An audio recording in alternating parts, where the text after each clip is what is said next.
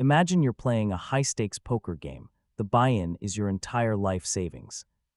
You're sitting across from a guy who's drinking expensive scotch, wearing a suit that costs more than your car, and looking noticeably relaxed. Here's the situation: you have to play by the rules. If you run out of chips, you're out. You go bust, you lose the house. But the guy across from you, he has a special rule. If he runs out of chips, he can just write $1 million on a napkin, hand it to the dealer, and the dealer has to accept it as real money. Not only that, but he's also the guy who owns the casino. Oh, and he has a gun under the table pointed at your kneecaps. Just in case you complain about the napkin. That feels unfair, right? That feels like a cheat code. Well, welcome to the global economy. In this scenario, you are the rest of the world and that guy in the suit. That's the United States of America. For the last 80 years, the US hasn't just been winning the economic game. It's been playing a completely different version of it than everyone else. We're talking about a system rigged so perfectly that even when America screws up, even when it prints trillions of dollars out of thin air or creates a global housing crisis, it somehow ends up richer while everyone else foots the bill. Today, we aren't just looking at GDP charts. We're going to tear down the American economic cheat code, the 5 distinct glitches the US exploits to maintain dominance. From a geography that acts like God mode to a financial system that essentially allows the country to write bad checks forever. Buckle up. It's time to see how the sausage is made, and trust me, it's expensive sausage. Let's start with the basics. Before we even talk about money, banks, or the military, we have to talk about the map. If civilization were a video game, the United States rolled the absolute best starting stats in history. It's actually kind of annoying how good the setup is. You're an early settler. You land on the East Coast. What do you find? You don't find dense, disease-ridden jungles or vast, unfarmable deserts. You find millions of acres of the most arable, fertile farmland on the planet. But having good dirt isn't the cheat code. The cheat code is transportation. See, back in the day, and even today, moving heavy stuff over land is expensive.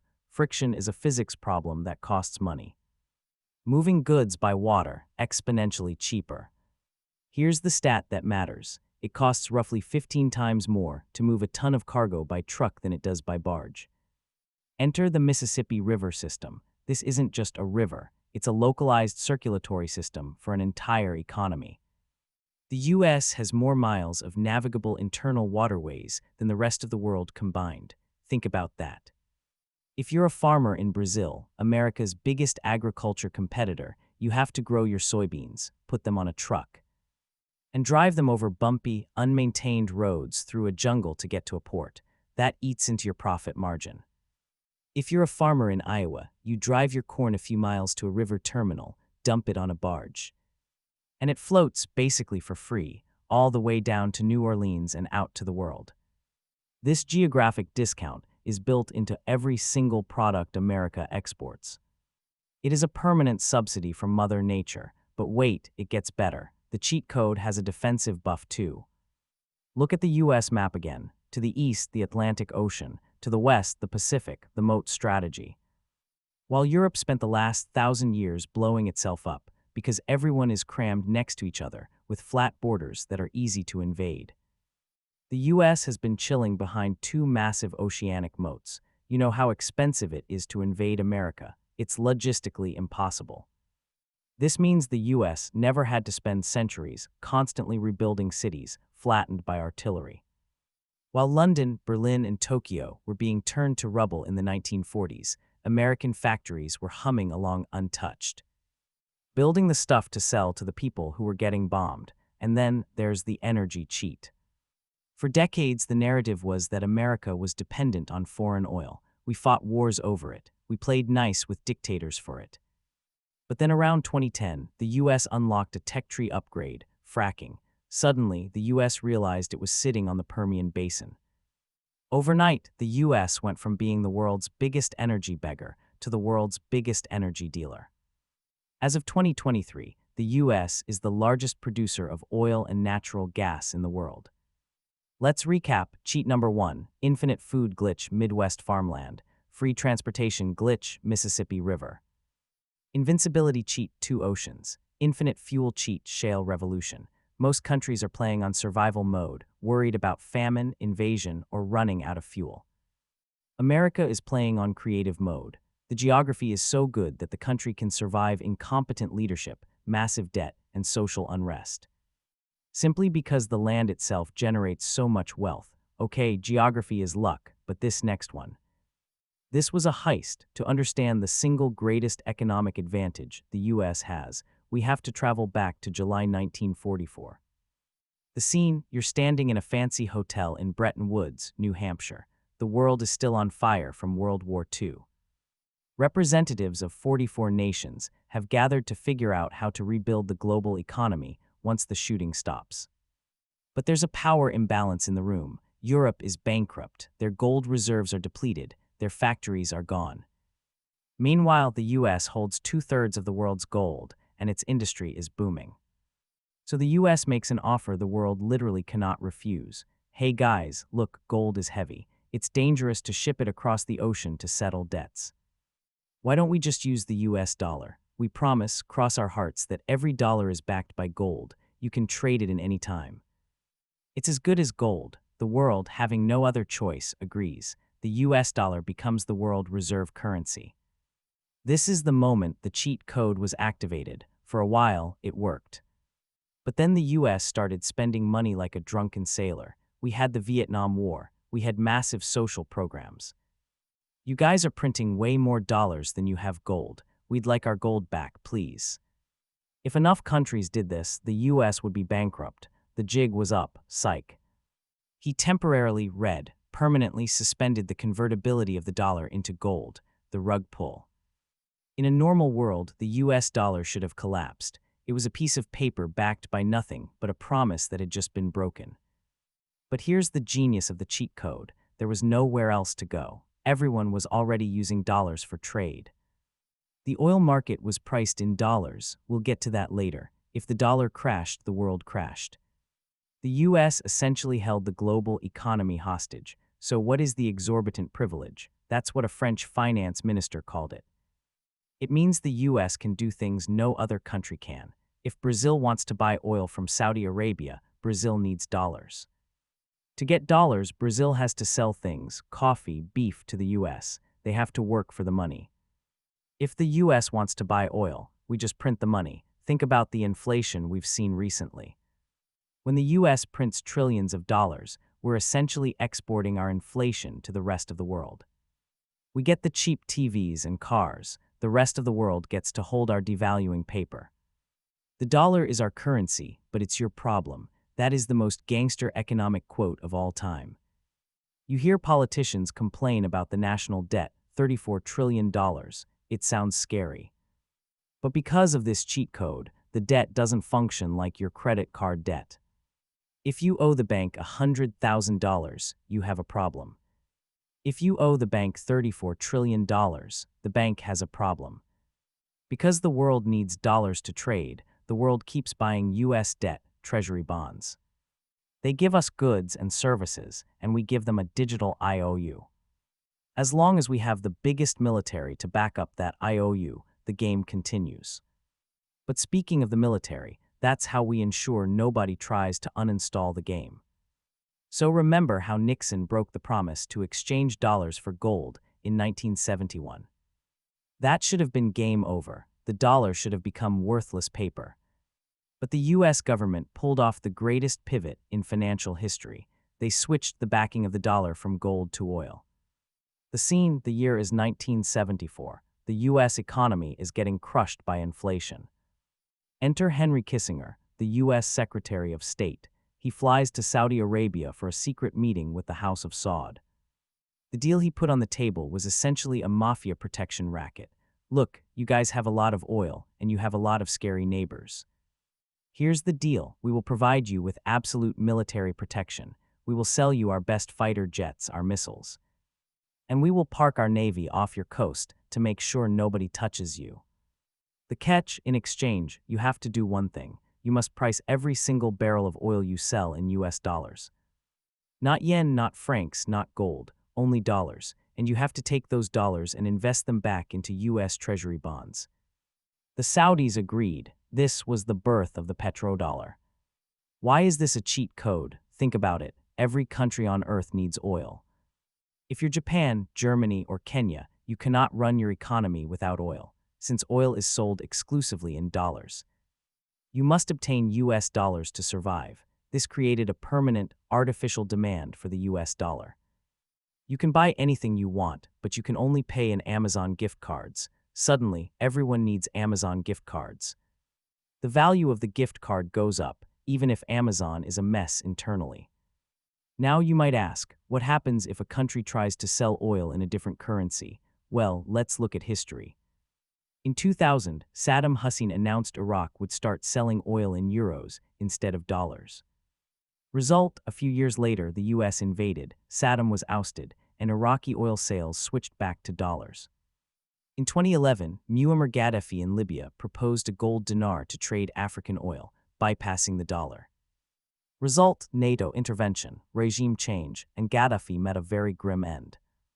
Coincidence? Maybe, but in the world of geopolitics, you don't mess with the money supply. This system allows the US to run massive deficits that would destroy any other nation. We can print money to pay for our military, and the world absorbs that inflation because they need those dollars to buy energy. It's a self-feeding loop of dominance. However, this cheat code is currently under attack. You've probably heard of BRICS: Brazil, Russia, India, China, South Africa. They're actively trying to build a payment system to bypass the dollar. If the petrodollar dies, the US loses its ability to print money without consequence. That is the endgame scenario economists are terrified of. Okay, so America has the geography and the money printer, but if everyone hates the system, why don't they just quit? Well, that brings us to the invisible enforcer, the reason nobody walks away from the table. Wow, what a waste of money. Why don't we have free healthcare instead? And sure, from a social perspective, valid point, but from a pure business perspective, the US military is the most successful loss leader product in history. You're a global CEO. You're shipping 10,000 containers of iPhones from Shenzhen to Los Angeles. You have to pass through the South China Sea, the Strait of Malacca, and across the Pacific. Why aren't you worried about pirates? Why aren't you worried about a regional navy seizing your ship and demanding a tax because of the US Navy? The cheat code: the US effectively subsidizes the security of global trade. There are specific choke points in the world's oceans, narrow straits where all the ships have to pass. The Strait of Hormuz for oil, the Strait of Malacca for goods, the Suez Canal. The US Navy patrols these waters. They keep the lanes open. This sounds like charity, right? The US acts as the world police and everyone else benefits. Wrong. By guaranteeing the safety of global trade, the US ensures that trade flows according to US rules.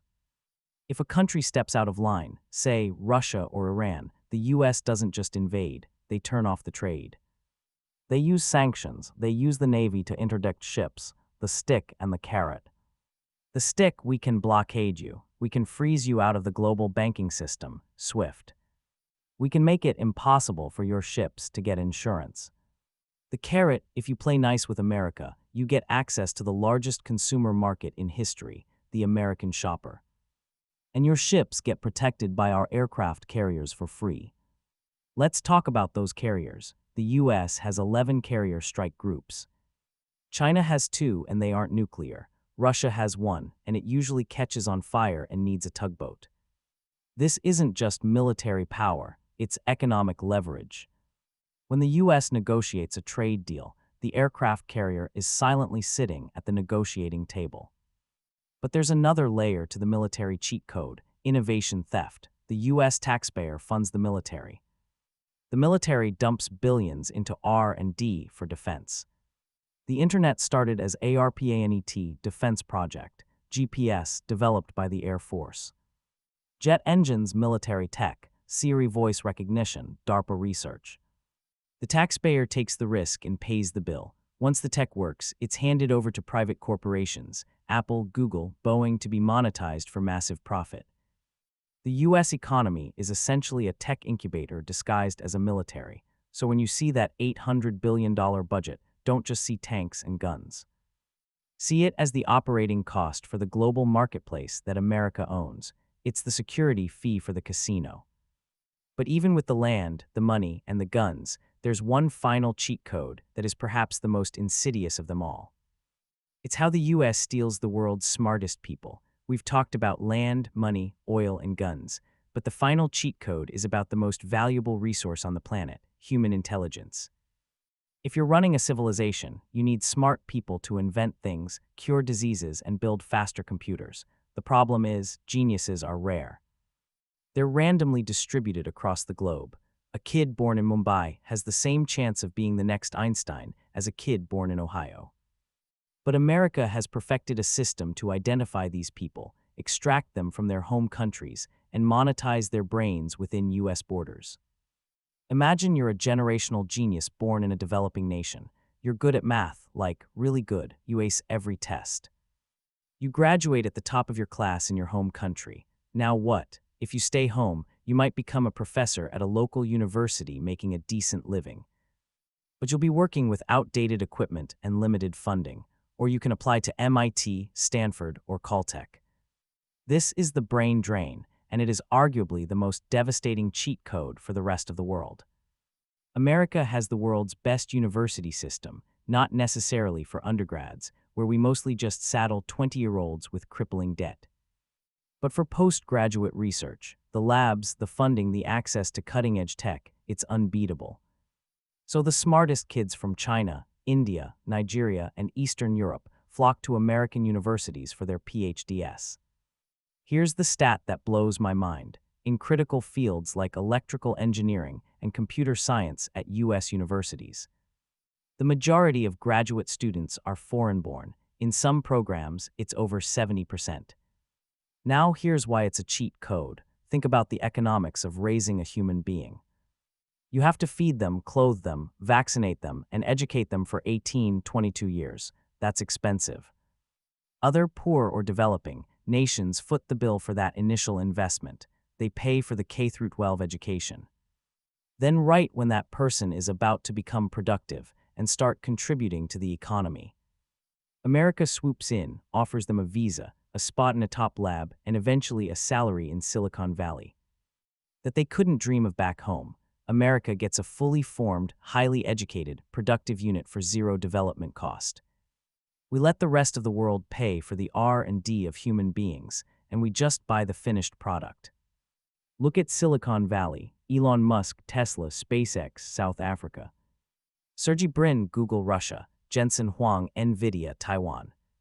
Satya Nadella, Microsoft CEO, India. These aren't just employees. These are the people driving entire industries. If these guys had stayed home, Russia might have Google and South Africa might have SpaceX, but they didn't.